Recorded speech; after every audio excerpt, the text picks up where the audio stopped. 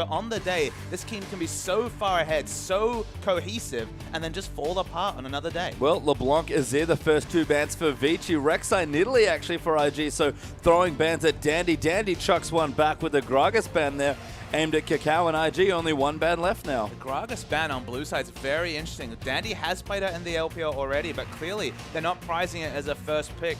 Red side has definitely been the side to be on from what we can tell. It's been about picking up those 2 priority champions. There isn't normally that first champion to snap up. Sejuani makes it through the picks and bans though. That's instantly locked. Yeah, Maokai ban from IG is the last one. Leaves Sejuani over for Vici, but Zatai already locked in the Gnar for himself, so going to be playing it again. And Cacao, always curious to see what he's playing. Kind of banned himself away there, honestly, with the Rek'Sai Nidalee bans. But both Dandy and Cacao, very deep pockets as far as the champion pool goes. And IG, considering their next pick, takes Sivir.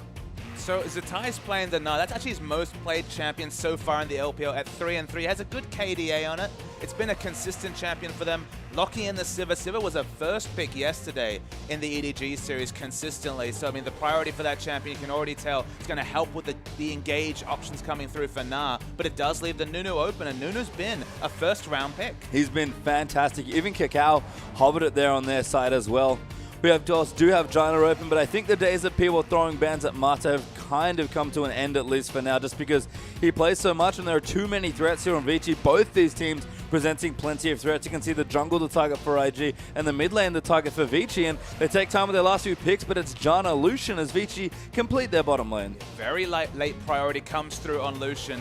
Lucian and Graves have definitely been the calling card of Vici. Those are the champions he's looked strongest on. A lot of Graves game, I believe 9-2 on that champion. Lucian right behind it at 4-1. Similar playstyle to Forgiven from SK Gaming, known for playing those lane-dominating champions. It's when he's pushing his lane, when he's winning in a 2v2, and Hatong can play the Destiny, or the jungle pressure comes through from Dandy, that's when they can start moving up Mata, now on the speedy Janna, to push up those wards, get aggressive vision out, and stranglehold IG out of resources. And IG, 3rd and 4th pick there, Nunu and Nautilus there too, so good engage there, probably support Nautilus coming in, and Cacao will take away the Nunu into Sejuani. I mean, Nunu versus Sejuani, definitely different styles of jungle. We're expecting a much earlier Sightstone coming out from Cacao in the jungle on that Nunu, trying to make Dandy predictable, especially around level 6. You know, when the Glacial Prison's available, you need to give your lanes advanced notice.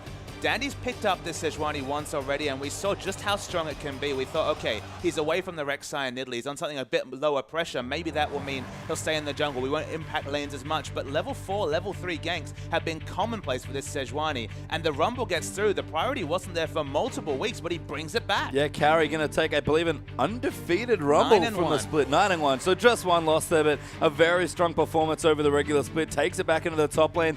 And Atong has kind of been relegated to utility duty for a while, but the counter pick comes through swiftly. Rookie will be on Cassiopeia for game 1. Cassiopeia definitely going to be a high octane lane. You have to feel like Hatong can probably hang back and wave clear confidently against the Cassiopeia, but it's a very high damage lineup coming from the mid lane. Honestly, they had the Gnar, they had the Nunu, they had the Norse. Not a lot of damage from those 3 picks. They're going for comp. They're trying to pick this Cassiopeia for a bit of damage from the mid. Of course, going to have the speed up from the On the Hunt to potentially get into the back line. But it's always a risky pick. You know, Cassiopeia, she either goes really well or really poorly. And if your positioning's on point, and honestly, Rookie's positioning on Azir has been a highlight of the recent weeks, she can do crazy things. Yeah, a champion that really does suit Rookie. Can maybe dominate the lane as well, which he loves to do. But we move into our matchups now. Rumble versus Gnar in the top side, and Sedge versus Nunu in the jungle. Yeah, Rumble into Gnar is not an ideal matchup. You expect Gnar to definitely win the early laning phase, of course. There could be lane swaps coming through. No teleport smite is a notable thing here, Patient Times. In the mid lane, Lulu's going to try and wave clear, and Cassiopeia is just building up to the late game. And Vasily back on Lucian, of course, versus Kid Sivir. Be curious to see if they get themselves into a 2v2, and if so, what happens. And rounding out the supports there as well. Mata back on Janna, and Kitty's nice and aggressive on the Nautilus. Yeah, Mata on Janna is a lot of comfort. We already mentioned this is a priority pick for both these supports. Mata on Janna, never something you want to opt into, but getting it in the 3rd round of picks suggests to me that IG's happy to give it away. I mean, I think teams in general, again, they just stopped banning it because they would run out of bans. Absolutely, and that's kind of the reality, is that as these seasons progress, we might not have must-ban champion.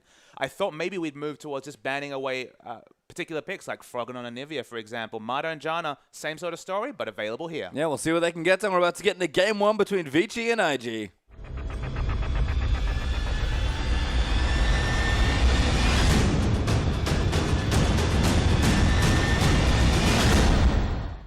And welcome onto the Rift here for our first game between Vici Gaming and Invictus Gaming. The LPL Spring Playoff Quarterfinals and a best of 5 between two of the best looking teams in our split. And you can see on this minimap, Nautilus and Siva already very hastily made their way to the top. So they're looking for the lane swap here, our Invictus Gaming. It doesn't look like it's going to be spotted out. And the lane swap, if you just rush to lane, you don't even look for the aggressive vision, you can be pretty confident that at best, at worst, it's going to be a 2v2 top. And I think that's fine. Again, I'm not sure if the teams necessarily want to swap one way or the other, although we actually do have Vici backing off already, and 3 people have snuck into the top here for IG, so it might be something a little bit gimmicky in the top lane. There hasn't been any people stepping over wards at this position, so at this present point, it's just an educated guess coming through from Vici with no information at all. They guess into the lane swap, but as you mentioned, 4 members in the brush, moving forward now aggressively. Still not spotted out by a ward. Yeah, late invade is what they're looking for here. Vici's ward, though, no, they're going to wait here potentially. That ward is there, but they will finally spot them off with about 5 seconds left on the ward. Mata will just brush past them, but IG are going to get a blue buff. So this is the tie with the jungle follow in this situation. So it means that IG, they have multiple members. All of their team at this present point, there's a tie, will quickly teleport bot in the top lane. So it should be vertical jungling with IG controlling the top side of the map, but that, of course, cedes Dragon advantage, especially in the early levels, to Vici. Yeah, interesting there. Maybe Kakao can steal it away with the Nunu. We've seen a lot of level 4 dragons recently from junglers, but we'll swap into the 2v2 in the top side this time around. So for all intents and purposes, standard lanes. So you're just inverted. So you have to give Nunu the advantage when it comes to jungle pressure in the early levels. He also has the lanes that are going to be aggressive. You look at the likes of Na, who should be able to push in the Rumble very confidently. Rumble's one weakness, especially in early levels, is the fact they just can't counter push with the Q max coming through. Although Dandy, as we mentioned, is on the blue. We're expecting early pressure from Dandy. He certainly hasn't been a farm till level 6 jungler on the Sejuani. No, just in general, Dandy loves to get in early and affect something, whether it's the lanes, whether it's the enemy jungle. He always wants to be applying pressure, and as always, still the master of the counter gank. Still the master of the counter gank, absolutely. As we see farming going through quite quietly. I mean, surprisingly low octane start, but it is Sejuani and Nunu. We're not expecting super amounts of skirmishing in the early levels. No, and a pretty neutral mid lane there as well. Cassio, probably a slight advantage, but nothing major. Although did take the double mobility summoners there, did Rookie, so apparently not satisfied with the Sivir ultimate to get him in there, wanted the Ghost as well. In general, Cassiopeia players, when Cool played it, for example, it was Flash Cleanse, just because it's all about consistent damage in a fight if you're Cassiopeia. Quite confident to take double escape summoners over the cleanse when you're against a Sejuani. You feel like the Sejuani is the sole CC, so cleanse would completely negate that glacial prison coming through, but not respecting it, just looking to try and either ghost or flash away from it and then pump out the damage. Yeah, confident in positioning his Rookie and starting to lane nicely. Actually pushed Lulu out, interestingly enough, in the early stages. About a 10 CS lead already, but Hetong going back for a second Doran's ring. Just wants a bit more mana regen for wave control in this situation. Of course, the extra health will help him in trades coming through from Cassiopeia. Cassiopeia, in general, happy to just hang back. Again, if it's a farm lane, especially damage-wise, it definitely advantages Cassio in the late game. Yeah, Rookie happy right now, just going to farm away, but we've seen Lulu be surprisingly contested, I have to say, over the last few weeks of late. Been a pretty popular first pick, and again, all you really need is those 2 items, and you're good to go. I mean, the thing about taking Lulu away in the first, because you don't show your hand about your comp at all. Can go mid lane, can go top lane, can even confidently go in the support role. That's probably the least popular of all the options.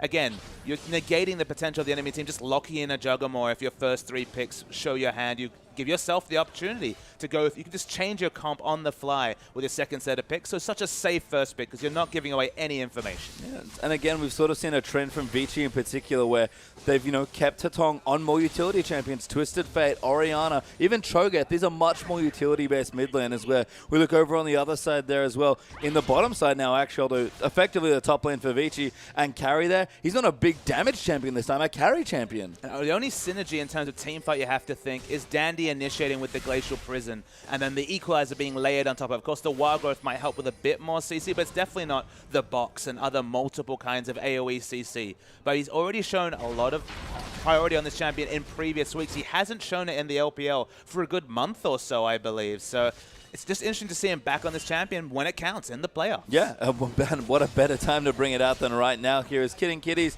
continuing to clear out minions in the top side of the map, but very comfortably CSing right now. Kid slightly behind due to all the pushing by Vici and Marta, but Siva probably expected to be somewhat behind in the early stages against the Lucian. So of course Lucian is going to have the better trades in early levels. You feel like it takes a couple of levels in the Boomerang Blade before you can start getting aggressive trades in as Siva. In the early levels, the passive does so much damage from Vici, of course. We'll continue to do as the game goes on.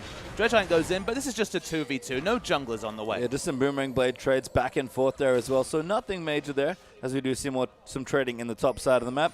Looking down to the items now as well, Rookie picked up a tier nice and early, so going to stack that up. Wonder where he wants to go with the next build, and Kakao comes in the top lane for a bit of pressure, but finds a Trinket Ward instead. So of course clears out the Trinket Ward now, so no wards available whatsoever for Vici. They now have to hang back so defensively, have to respect even a Nunu jungle, who of course has decent ganks in the early game, but doesn't normally have kill pressure. But we have to mention it is a Nautilus support, so plenty of CC coming from the lane. Yeah, we see one ward actually coming through that Kakao did put down in his time in the top side of the map as well. Going to clear the Scuttle Crab right now. You have to think, but we've seen this a bit more. No more side stones after machetes here. Everyone's finishing the Trailblazer right now. Just going for a bit of clear, I have to guess. I mean, the priority on finishing the Cinderhulk might be the big factor there. Cinderhulk's such a strong item. We're still on patch 5.6. No nerfs come its way just yet. So finishing that item gives you so many turret dive opportunities, let alone tanking up the dragon and just scaling up into the late game. It's a bit of a death cap for health, you have to think, which is obviously one of the most wanted things you're going to have as a tank. That's why we see multiple smites on teams in many metas. Notable that in this game, though, we don't see that. No, I mean, we've seen a lot of teleport smite. Thought that we might just see nothing but that during promo and playoffs here, but certainly teams still willing to play, I guess, more tanky, more utility-style top laners, or even more carry-style top laners. And, you know, without Hecarim, Shyvana, or champions that really suit that style, if you still want to play something like Rumble, Nara especially as well, you just need to take your standard summoners. You feel at this point, if you're going to go Hecarim or Shyvana, you will be opting into the teleport smite, but everyone else is different. There's the flash. Good flash ulti there from Zatai, but can't combo the walloping. Carry flashes immediately after getting stunned into the wall. Kakao is there for pressure, but still no first blood yet at about 8 minutes in. Yeah, Zatai was really showing you a glimpse as why you need flash, just to reposition for that big Gnar ultimate. Whenever you have a setup CC or just a potential AoE CC, unless it's massive range like the Onslaught of Shadows, when it's melee range especially, like the Gnar, flash definitely a requirement. Yeah, and interestingly, with all the people on the top side of the map, Kakao and Zatai, after the pressure on carry, will look to take away the first dragon. It's not super early here. Kakao, level 5, could have attempted to take it earlier if he wanted to, but we'll take it at a nice clip there.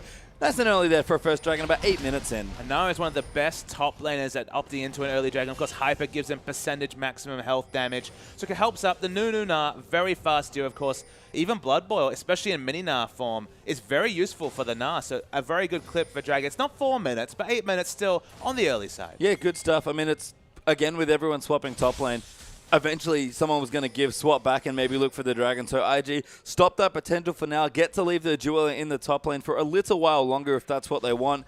We see the Cinder now through for Kakao, but Dandy taking over the top side of the jungle, going to take the Raptors away from Kakao's jungle. Just surprising. It's been such a quiet early game. 9 minutes in, no turrets, one dragon coming down, no kills at all. This is the LPL page time. Usually we see 4 or 5 kills. A kill a minute has been on average in a lot of games, but just been a very quiet strategic game. Perhaps we shouldn't be surprised, because Vici in particular have definitely been looking over the waters to the Korean style of play. They've been more about opting into vision control and just smart rotations rather than just the deathmatch style that LPL can sometimes get to. Yeah, and IG have really been finding their identity, I think. Certainly have a new-ish lineup, still one of the rosters that has been around probably for the least amount of time, at least in this LPL season, was the Tide rejoining the lineup as the top laner this time around. I mean, IG do have a lot of scaling to look for as well, so happy to play a more passive game, but IG in particular are playing quite subdued here, just happy to let the game farm up and take Vici to a mid-game. Of course, one of the IGs we saw this season, that's how I kind of coined the fact that IG have changed their style too much. Of course, we remember the multiple, I believe it was triple tier, Catalyst stacking Ezreal's meta game where they would not get any kills, like 4 kills in 40 minutes, just powering up till everyone had their Ceres and their 10-stack Rod of Ages. That's one of the IGs we saw this season. So they've already shown they can play that way. Vici are most comfortable when they're just playing around smart vision. You can look at this minimap. It's already lit up by Vici Gaming. They have excellent vision, especially around the blue side area of Invictus Gaming. They haven't got any turrets yet. They haven't started to push in, but that's been their trademark. It's been about taking early turrets, pushing up vision control. Dandy and Marta roaming in to get vision. Again, we're saying all these things. Sounds like Samsung White, but that's what Vici have been doing their best to copy. Yeah, it's Samsung White with a bit of an aggressive Chinese flair, I guess is how we've seen this team. And bottom tower does go down as a result. Good early rotation by Vici's bottom lane, able to take that turret away. And I love that you mentioned the wards, because you look over at Danny's inventory, no sightstone. He's stopped doing that after about week 5.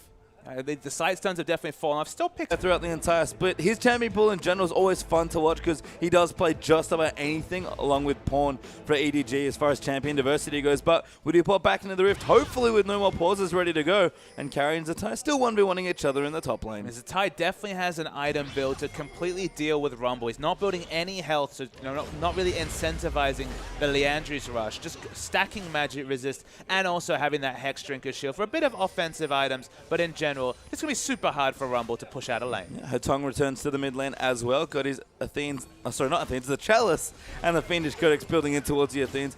Mato actually in the top, going to maybe force the tie-in, but Vasili's here as well, and Cacau's also rotated in, but Nunu might be the one caught. A good flash from Cacao keeps him safe, and Zatai played that very safe, but rightly so. We're waiting to see which lane Vasili would enter. Vasili and Mata move towards top. They had a lot of defensive vision around there, do now, but it's very shallow vision at this present point. No aggressive vision towards the enemy red buff, for example, so they still have to respect the jungle pressure, but with Cacao no flash on a Nunu, perhaps they can overextend a little bit. Yeah, and Vici again rotating in, trying to take out turrets with the Lucian. Vasili's gone back. He's got his pickaxe now as well, but Kiddies and Kid have rotated back in to push him off. Zatai almost transformed into Mega now. Fong tried to line up an ulti, but will just transform, and Rico is going to go back down to the bottom lane. But you can already note, Patient Time, that Kid is playing very reactionarily this game. He waited to see which lane Lucian showed up in and then went to answer it. But the issue there is that if the wards still continue to be confirmed, we can now see good offensive vision in the top. We saw multiple wards towards the Wolf camp in the bottom. Vici will just keep rotating. They have Lucian for excellent turret damage. And if they know that there's only 1 or 2 members in the area, the fact that Lucian has great turret damage but not necessarily great sieging, as he's a 500 range AD carry, it doesn't matter if your rotations are on point. And these teams are going to have to be careful with this swap back to the top side as well, as we sort of reset to our original lanes here in the game, because Dragon is back up in less than a minute now, and if Vici leave the lanes as they are, that should be IG's once again. IG definitely in position to take it over. There is some pink wards in the area, but no, very neutral vision when it comes to exactly on top of the Baron. Cacao, I think, might be spotted out here. The Cinderhulk aura maybe just being spotted out by the ward. And you can see Vasili and Mata, they head back very quickly. Yep, I think everybody knows that Dragon's back up soon. 30 seconds is about the minimum amount of time you can leave to try and get to the Dragon. So Kid will just be able to get there in time. It seems like, what item can he get to? No, just a Brawler's Glove there for a bit of extra kit. But again, everyone buying up whatever they can with their gold, because they know a big fight's just about to start. Yeah, very similar item timings coming through between Kid and Vasili. Of course, Kid going to be praying to the RNG gods a little bit more with the Brawler's Glove, giving less critical strike than the Crit Cloak coming through from Vasili, but still very early timers. You were actually on the ball. It was a Haunting guys coming through from Rookie.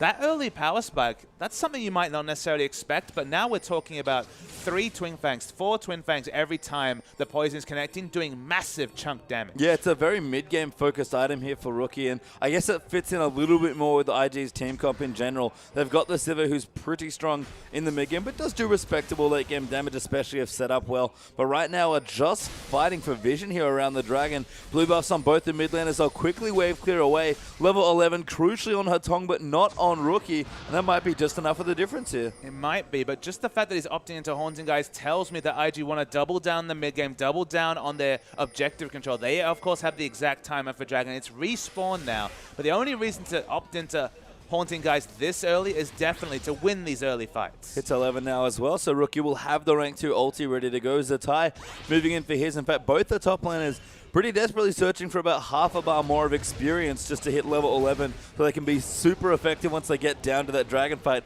Teleports up for both of them, and interestingly, that standoff, which lasted about 45 seconds, means Cacao's actually going back home to shop again. I mean, but Carry picking up level 11, we're talking about Rumble. Consistently been a champion that you have to respect around Dragon fights. People always said never opt into a Dragon fight against a Rumble. So if he can pick up level 11, it really opens him up to the contest. Already has some good item timings. Crucially, not double magic penetration just yet. Of course, he got the Seeker's Arm Guard for a bit more laning power against Zatai. But level 11 being achieved before a fight, you can already see some layering between the Glacial Prison and the level 2 Equalizer. That should be enough to win a fight for Vici, even taking into account the haunting guys on Cassio. It's a tie. Again, going to get aggressive. They're hopping towards carry. Is Meganar now as well. So Vici going to give up the Dragon once again. They've got good vision around it. They actually have secured 2 pink quads in the area around it. So continuing to get superior vision control over against IG and around important objectives. That's all the difference they usually need. Crucial level 11 is hit. Couple skill shots go wide. Nobody's wanting to start the Dragon because the power spikes, to be honest, with the items that are finished, are very similar. It's just too tense here. There's no first blood in this game even, Papa Smithy. So teams being very careful, don't want to give away the first crucial fight. And this always happens in these very mid-game focused teams. When the first fight happens at 15 minutes, it's bloody. And Vici back off the Dragon. Teleports coming through for both sides. The ties down here going to rebuild back the rage. Vici now back on top of the Dragon. Kakao going to come in, but Sejuani will get it. That'll even up the score. The ulti goes out, but it just tags the tie for the slow. Sivir ultimate hooked in there as well as Carry gets moved in. Kakao, good ultimate to cut them off, but still no kills. Yeah, Vici got the objective. They missed the Glacial Prison completely. The Equalizer also was off. They needed to get out straight away. They were forced to flash in general, but they've already got the objective. They don't need to fight when that Glacial Prison finishes, and they're going to get punished by this rotation to mid by IG. Yeah, that mid lane turret going down means that Vici, despite the fact they got the Dragon, probably lose the... probably get the better or the worst objective out of it just with their first Dragon to equalize from IG. So a good rotation there. Kid's going to move back into the top lane action, maybe try it again. The moment the Glacial Prison misses, you need to back away, kite back, otherwise you will get punished. That was the result. The turret damage from IG is very high again with the auto attack reset on the Sivir. So they power down that turret, and in fact, they're rotating top with multiple members, Nunu and Sivir, just to be discussed. It's going to be a quick turret. It's going to go down, in fact, here as we've got 3 members from Vici, not quite enough to defend it. Shield from Marta might protect it for a little while longer, but Hook landing onto Carry might get to go in now as Riptide goes through as well. The tie bouncing forward, the damage is coming in. Snowballs here from Kakao, but Carry still quite tanky there with the arm guard and the shields from Jana, and again, still no first blood at 18 minutes. Yeah, IG could overextend for damage, knowing that the Equalizer and Glacial Prison were both not available. Vici have a very high skill cap comp here. They need to layer their CC perfectly or they drop off damage massively, especially in the early game before peeling for Lucian becomes a realistic option. So smart of IG to overextend for damage, but as you mentioned, just not quite enough to get that first blood. And as we check in on those carries, Rookie has the Archangel staff now as well, so going to build in towards that Seraph, even though there's a spare amp tone, so possibly going in for Leandru's second there as well. Popping down to the bottom side, Vasily now, Infinity Edge plus Zeal, and Kid just behind him there with a Brawler's Cup and the IE of his own. So the stacking comes through very quickly from this Archangel's already close to 600 mana. 8 mana per stack means it should have it at the 21, 22 minute mark and just have so much innate tankiness to go with the high damage. And he's going Leandri's pastry time because he just wants to punish Sejuani in particular. It's only 1 health stack. If this was a double tank lineup, I'd love this pickup of the Leandri's quick from Rookie. But I guess he's just looking to the fact that Lulu's going to increase effective health pools and the Leandris will still do a lot of work. I mean, it's nice and cheap, which is the good thing. And I love the note about wild growth as well. If he is going to go for Rylance, there's a bit of additional synergy in there as well. So Rookie, I mean, I'm never going to fault him for a build at least right now. He usually knows what's going on. A very savvy player, very strong. But Hatong, wave clearing up with the Lulu, building in towards his death cap, you have to think, with that blasting one. And well on the way to it now as well. So the Vision's definitely become a lot more defensive from Vici Gaming. They've lost all the aggressive wars. They've lost all the rotations recently. They've been the ones that have been eating turrets. We haven't seen a lot of games where Vici fall behind in turrets, but to be honest, those seem to be the few games that Vici lose. So they need to definitely try and get on top of this game with some better rotations, start getting those wards down, because at the moment, they're just kind of walking around mid, walking around turrets, and watching IG get objectives. Yeah. Grouping up now as well. You have to think Vici might be looking for a fight, but we're between dragons right now, so a potential lull in the action's coming, although IG grouping aggressively, even going to steal away the blue buff here. Kakao on the Nunu should be able to secure it and does take it away. So they're starting to already get objectives now that they have the mid and top turret down. It makes sense that they're able to contest for the enemy blue buff. That's what getting those outer turrets down does. It opens up room for you to get aggressive vision without any real chance of being collapsed on. So they take the blue buff. It's looking good for IG, and things just really stalling for Vici. Yeah, now it's IG, the ones that have good vision down. Vici's vision still fine, don't get me wrong, but kind of concentrated in towards the center of the map where IG been able to spread their wards out towards the left and right-hand sides, really deep in enemy jungle for both sides. But look, Vici have a lot of vision in general. They've kind of had overwater maps for most of this season, but it's a lot of defensive vision coming through. Before, they were littering the enemy red, the enemy blue buff with WODS. Now it's just defensive vision, so they're not looking for as many aggressive rotations, and they're just kind of watching IG play their game and not getting anything themselves. So Ty almost caught out there, but does manage to escape. Fairly tanky on the Nara as a Banshee's Veil done, actually, so going to shake off that Sejuani ult. I like that pickup quite a bit. Good rotation there for Vici. Does net them a turret as a result. Vasily, when he gets free time on structures, will take them down very swiftly. A lot of turret damage, as you mentioned, coming through from Lucian, despite his 500 range being a little bit scary to get an auto attack range. But when you got a Sejuani standing in the front, having all summoners available, probably much easier to do. Yeah, plenty of peel here as the Ty still moving in, going to fight Carry as he pleases. Here, Carry building up towards his Zhonya's, you have to think, although maybe a Leandru's coming through before he does want to go in that direction. But the Ty getting tankier. 8 is completed now as well for Kakao, and the transform plus Silly Andrews through for Rookie. He even powers up from the passive just then as well. All of a sudden, Rookie's getting scarier and scarier. And that's the scary thing, is the person that really benefits the most from this passive early game is Cassiopeia. Definitely has the damage advantage from the mid lane. Hasn't been pushing a 45 CS advantage against Hetong. Hetong on this Lulu hasn't been able to do a lot of work, just been pushing waves as we mentioned. It allowed the early vision to come through from Vici, but they didn't capitalize on that. And suddenly they're just left with a free farmed enemy Cassio. Yeah, just been farming up a storm here as the Ty continues to pressure Carry back. So Ty, again, very strong in the mini now form, but Dragon back up in 22 seconds. That would break the Ty right now and give either team their second if they chose to get it. And once again, Vici are in there first to get the vision down. But you worry that the poke damage from Rookie, let alone the all-in damage, is going to be very, very relevant now. Every poison tick going to be applying that Leandries as well. It's going to be a lot of damage coming through. Specifically Sejuani, who hasn't been able to build up an Aegis of her own just yet. It's just been focusing on the cost-effective cooldown reduction and health.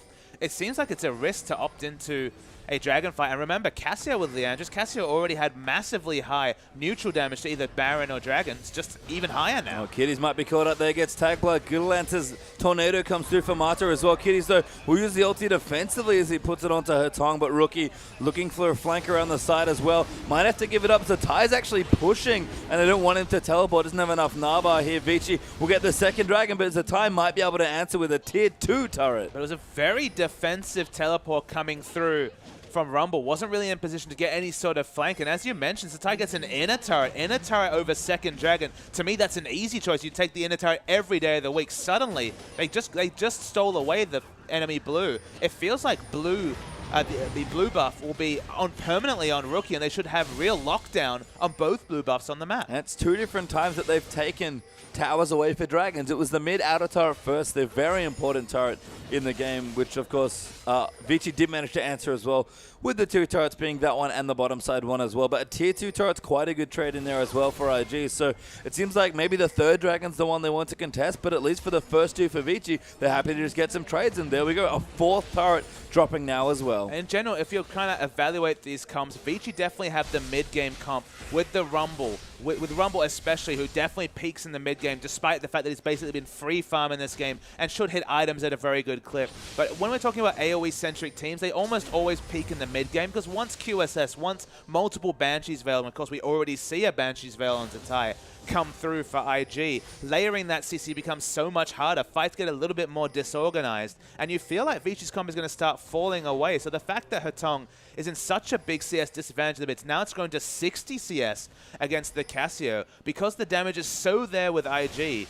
Look, they have a couple of extra dragons, but at some point you're going to have to start opting into fights against this IG team. And if you dive into that Petrifying Gaze, it's not going to be a fun time for Vici. Yeah, Rookie is exceptionally strong at this point, still stacking up the passive, picks up the blue buff, has distortion upgrade on the Sork shoes now as well. Level 14 on Cassiopeia as well. And Vici decide they want the outer turret. That's a bit of extra gold for them to take here. Might have caught out Zatai, but he's quite tanky at this stage. Almost got a Randuin's completed, but 4 members of Vici on the top side, that'll be a turret. I feel like this is going to be a record for latest First Blood. No First Blood at 25 minutes this game.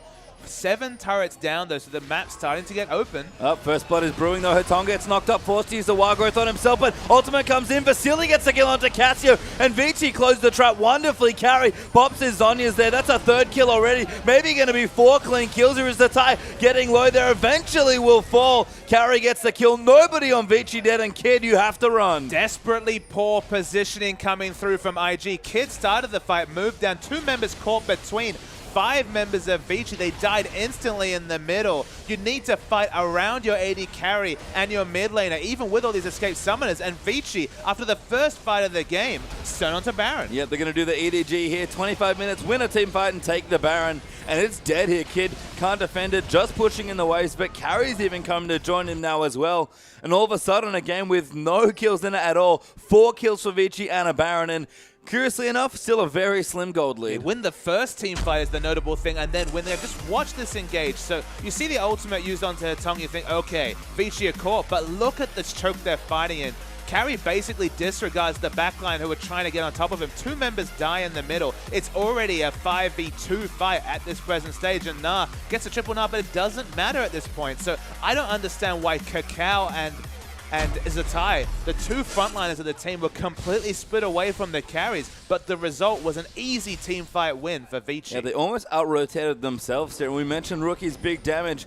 He was primed in that fight to wipe the floor with Vici, but just got caught out of position due to IG honestly being in very poor spots after that tower went down. They out-rotated themselves in their own jungle. That's this crazy thing, is that they must have been thinking 3 moves ahead, but the current move was a winning one for Vici. Pick up the Baron as well. And in a game with no advantages, suddenly a 2,000 gold lead and maybe even that dragon lead will be a very relevant statistic. Yeah, and it's how much Vici can get done with this Baron that might be the real important thing. They've got the buff for a couple more minutes, going to start to get some aggressive vision down and really stick it to some of these inner turrets especially. Dragon will be back in a minute 45 as well, and Vici have to think they're on the rise now. They have very high turret damage, as you can see. Carry has a lot of flexible options at this point. Because he has teleport up in a couple of seconds, he can just port back, and although Rumble has the problem where he often gets outscaled by enemy top laners and can't just stand up to them in a 1v1 in the late game. When you got Baron buff minions, it's a moot point. Rumble can happily stand toe-to-toe with Nah. So the one strategic advantage that IG spent this whole game building, the 2 outer turrets in top, is completely negated by the Baron buff. So Baron buff always important, but just with the texture of this game in 28 minutes, it's doing a lot of work for Vici. Yeah, and Carry just went back, picked up a Void stuff there as well. Hatong, good to go with cooldown boots, but plus his 2 major items with the Athenes, plus the Rabadons in there as well. Even Mata with a trademark Lindrais coming through, getting a couple of stacks as well. Vasily now with 3 items. I mean, his build's slightly cheaper than Kid's, but Kid's a full item behind right now. And you can see that Kid's support. Kiddies understands that he is the real only initiation option, has managed to actually build up a Righteous Glory himself, gone for basically Moby Boots, Sightstone straight into a Righteous Glory. It's not quite Annie when it comes to engage, but Kiddies is taking it on himself to make things done. This is the worrying part of the game we spoke about, is that when IG want to engage, they have so few options, it's going to have to be Kiddies. Yeah, and Carry still split pushing here, level 16 on the Rumble, immensely strong at this present stage. Dragon back up in 20 seconds. Carry does have his teleport. He's going to buy another Blasting Wand and look to maybe port down, but Vici at this stage can probably start the Dragon without him. You're not rushing towards the Andrew. He's probably going to be going to a Death Cap with this Blasting Wand, or potentially the Abyssal Scepter if he wants to just pump up the damage for Sejuani and Lulu.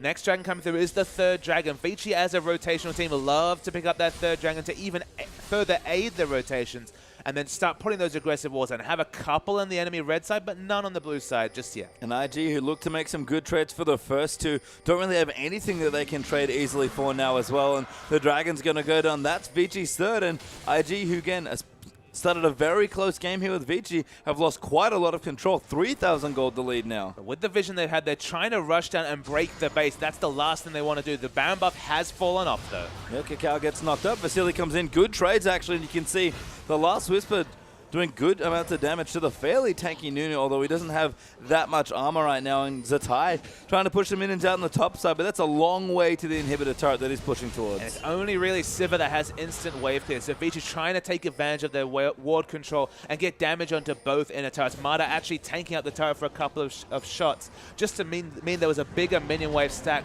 to open up time for Vasily to do turret damage. And not able to break the base with the Baron, but they got a lot of map control, you have to say. And look at this, we were talking about how it looked like the IG would be monopolizing the blue buff control. They actually just had Vici steal away the enemy blue, and all the neutral control from that one Baron, it goes to Vici. Yeah, it didn't take much, but again, in any game that builds up a lot of momentum towards a big mid-game fight, it's usually the first fight that decides the game, and Vici have won the only fight that's been in the game so far. 4 kills in 30.5 minutes. What is this, Papa Smithy? It's a quiet game pace for time. It's both teams playing very defensive, picking defensive-minded comp. Engage being at a premium. We only seen one Glacial Prison in this game. I believe there was a second one during that replay, but there was one notable Glacial Prison in the first 25 minutes, and then a second one that led to a one-team fight. So it's just been a really quiet game. Not really comps that promote action. There's no Destiny coming in. There's no really strong skirmish junglers, and the result has been a very rotational focused game. And that has to favor Vici, you think. IG look best when they're able to be proactive. Kakao and Rookie, we talk about them as the big threats for the team. That's not to write off Satai Kid or even Kitties, who are all great players in their own right, but when Kakao and Rookie rule the roost, that team tends to succeed, and that usually happens when they're both being incredibly aggressive. So if you have any question marks about the Vici comp, it's damage in the late game, but they're now perilously close to the 4th and thus 5th dragon. So one of the win conditions for Vici here is achieving that 5th dragon and showing that everyone has those 12% multiplicative stats, and just the burn damage also coming through, the true damage. So IG need to start contesting for dragons. The Baron comes up in a minute 20. I believe dragon's about 2.5 minutes behind it. They need to start opting into dragon fights, but we've already mentioned, unless they can get ward control in that area, hard to force a fight from Vici. And Baron up in a minute now as well. Going to mean IG have another objective on the other side of the map to worry about as well. And they've got double side stones, but maybe not enough wards for this situation, because at the end of the day, Vici is just running you around this map, and IG is struggling to keep up so far. I mean, IG is struggling just to keep their structures up that they already have, and you can see on the minimap, there's already pink ward supremacy. They've never been able to get around Dragon to potentially put down some pink wards of their own.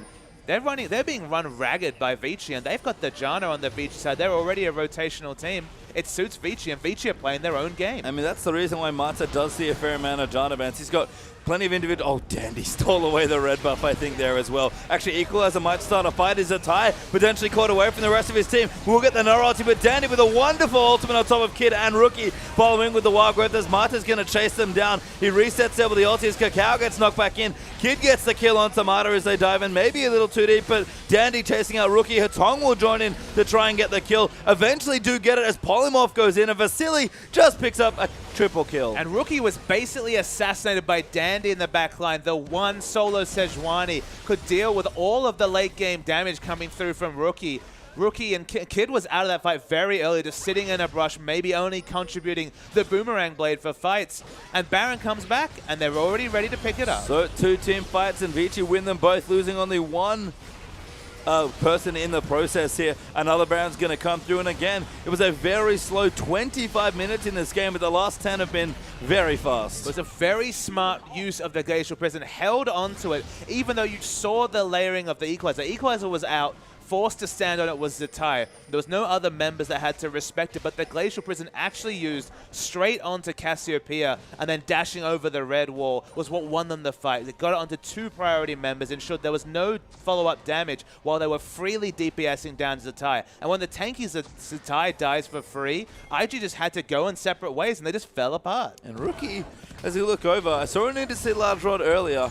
There's a Luden's Echo in his Cassiopeia. I mean, it makes sense as a Cassiopeia item. You move a lot between spells. You get a lot of spell casts out. Anyone who has very short cooldowns, and of course, when you register that poison, the Twin Fang Dainto, I believe, 0.4, 0.3, 0.2 second cooldown. Luden's Echo proc should come out. It gives him a bit more wave clear as well for whenever Sivir's not grouped. So it's a decent item pick, and her AP ratios, while fine, don't demand a fast death cap. So Luden's Echo as a substitute, I don't mind it. Yeah, it's almost a thing where it just increases some of the AoE damage. We called Cassiopeia fiercely single target before. Going to supplement a little bit of the AoE plan now as well. But no rush towards Rylai's. Of course, Rylai's being completed would ensure that the Leandris was always proccing for the full duration rather than the half duration when you don't have any CC effects down. I would have preferred to see the Rise just because, I mean, Rookie, even with a some relative tankiness from the Seraph Embrace shield, is getting DPS down quite fast. Is a short-range mage, so he needs to fight in the front lines. Usually you need the likes of Abyssal Scepter and Rylai's to team fight well as a Cassiopeia, but going for the much more greedy, high AP build. Yeah, really relying on positioning here at this stage of the game, and it's cost Rookie in the only 2 fights that have been in this game. He's been killed twice now very quickly in the early stages of those team fights. And Dragon back up in 5 seconds now. Vici are already lined up for it. And again, it's been a quiet game, but Vici have just overtaken 8,000 gold ahead now. But the crazy thing to me is despite only having Sejuani as a frontline, it's actually been Lucian's been able to put out the consistent damage in these fights. Has 4 AD items already. 4th Dragon DPS down almost instantly by Vasily. So much work has been done on Dandy as a solo frontline tank, and it's opened up Lucian to put out more damage than a Sivir. I did not think that would be the case when the Sivir has Gnar, Nunu, and Nautilus in the front line, but we've seen 2 fights. One where IG were hopelessly out-rotated, and the other one where the Glacial Prison just completely locked them down. Righteous Glory popped, but don't think they're going to find anything. Yeah, they're trying to chase Dandy. Even the Sivir ultimate popped as well, but all for naught there, unfortunately, as Carry continuing to push on the top side of the map. Now has a Death Cap, plus a Blue Elixir ready to go as well. Hatong, with almost a Lich Bane completed, is pushing in aggressively towards the turret as well. Rookie will come in to clear out the Baroned up minions, but IG are running out of things to defend. Yeah, Hatong doing his best Twisted Fate impression, of course, loves to rush the Lich Bane and start the split push. Just went for split push even without teleport. That's why you saw the On the Hunt and the Righteous Glory pop. They knew it would be a 5v4 at worst in that situation. But it's hard to lock down the Piggy. Despite the big model size, got the Arctic Assault, had Flash available, able to get away easily. You can see Hatong kind of just zipping through the lanes here between bot and mid, using the Whimsy to speed himself up. Even has Home Guard boots just to get between the lanes once he does go back home to shop for that Lich Bane. QSS done on Vasily now as well means he'll be dishing up maximum damage in any sort of team fight. So any hope of maybe catching him in a Cassiopeia ult or a Gnar ultimate, even that's too hard now. I mean, he still has to respect the depth charge because QSS doesn't work against the knock-up effect. But every other CC, even the Gnar, it's still a bit of a... It's still a really bad situation if he eats the Gnar, because of course the base damage between the Boulder Toss and the Gnar is very high. But he's able to get out of any CC effects. Very hard to catch him. Petrifying Gaze, to be honest, has been a moot point this whole game. But QSS, especially in a snowball situation where he has an extra AD item and a QSS to match the Spectre's Cow coming through from Kid, man, he has so much more gold than Kid. Just looking down, we're talking 2,500, 3,000 gold more than Kid. And I wish I'd noticed this earlier. Cacao has a Face of the Mountain. That's the gold generating item. We've seen Nunus go pretty supportive with their builds. Mikhail's was a common pick, but this is something I was waiting to see. If you've got such high health values, you can opt into it, but I think we're going to see a fight. Yeah, red buff there, going to get taken away. I think I think Cacao might have gotten it here, but no, Vasily looks to have it. Cacao's forced to flush over the wall, and Vici going to force IG out. But they do draw out the teleport from Carry, so maybe they'll be able to take advantage of that. Zatai still has his teleport available. Now that Baron is no longer riding, he should be able to 1v1 Carry in an off lane, but the push is going to continue. And as again, still looking at that Nunu saying, yep, that's still definitely a Face of the Mountain. I mean, look, at the end of the day, if you're stacking high health values, donating a 500, 600 shield, which in these days of Cinderhulk is a possibility, isn't a bad call. Mikhail's would have been another option. That's what we saw Beast doing quite frequently for Snake and for Crystal in particular. But Face of the Mountain, I don't mind it as a purchase. I mean, you might want to buy it straight up. You just buy a Kindle Gem, then finish the item. But it's something different. Yeah, I think it must have been that way, because I think I would have seen a Relic Shield hanging out in Cacao's inventory, but it's cute. I even like that you can consume minutes to execute them, as Rookie solos out Hatong very comfortably. And that was a flash into the Petrifying Gaze, possibly even cancelling the animation. And hey, he does a lot of damage, and you saw that register died during the duration of the 1.5 second stun. And that's not a long stun, so Rookie not kidding around when it comes to the DPS here, maybe even moving into the Rylai's finally with a blasting one there in the inventory. Again, with that passive Cassiopeia build up, absolute mountains of AP, but it's just one pick there for IG, but they'll try and make the most of it. Yeah, what will they get out of it, though? Still a minute till Baron spawns. Dragon about 2 minutes behind that. There's no obvious advantage to pick up. There's no easy turrets, even. We're going to see the replay. Just watch what happens here. I mean, Hatong just doesn't expect it and then dies to triple Twin Fang and a couple of Luden's Echo procs. Notably, in about a second, there was 2 Luden's Echo procs to show you just how fast Cassiopeia puts out those spells. Yeah, that's a lot of damage, actually, from Luden's Echo. So impressive to see Rookie come up with quite a creative build there. Blue buff going to get stolen away here as well. Vici Gaming, it was only one pick, but it might have cost them a little too much here. Baron up in 35, Dragon going to follow in a minute 40 from now. But Vasily Amata going to push in the turret, and Zatai is the only one here to defend. Yeah, Vasily tried to disregard Nah, but look at this Nah. It actually has a Trinity Force built up at this point. So while it's no Thornmail, they have to respect the damage from Nah, so the rotation comes to nothing for Vici. IG's comp looking stronger and stronger as we move in to the later stages of this game. 40 minutes have elapsed now, and we talked about it being a quiet game. Vici have played very methodically to get themselves to quite a strong lead, but they might have just spent a little too much time in this game. Even Cacao, 4,000 health almost on the Nunu. We're a minute away from the 5th Dragon pressure coming through from Vici.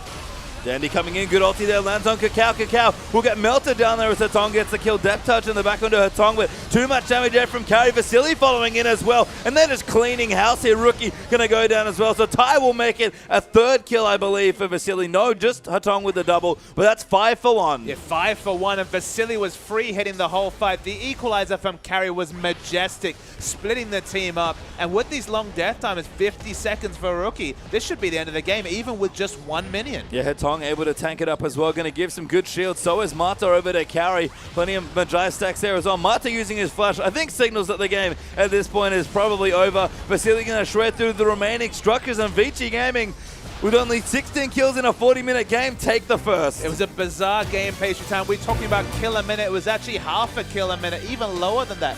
41 minutes for 16 kills, but that suits Vici, a team that have been so on point with their rotations. Their rotational play, it struggled a bit in the last week of the LPL, but obviously don't read into that too much, because you step into playoffs and suddenly, a first 10 minutes, a little bit shaky. The next 30, all in the Vici Gaming's advantage. Yeah, and execution heavy is what we call this team comp. You saw the last few team fights, or the only team fights really in the game, and Vici really delivered when it came to executing properly. Carry's Rumble especially, we talked about how he hadn't seen it in a couple of weeks, but it might be hitting the ban list once again. And I mean, you saw Rookie on your screen. He looked a bit puzzled as to what happened that game. It felt like a lot of that game was in rotations rather than kills, and IG, they just had no answer to the game plan from Vici. Well, we'll see if IG can play a little bit more at their pace in the next one, but as we go to a break, when we return, we'll have Game 2 between Invictus Gaming and Vici Gaming.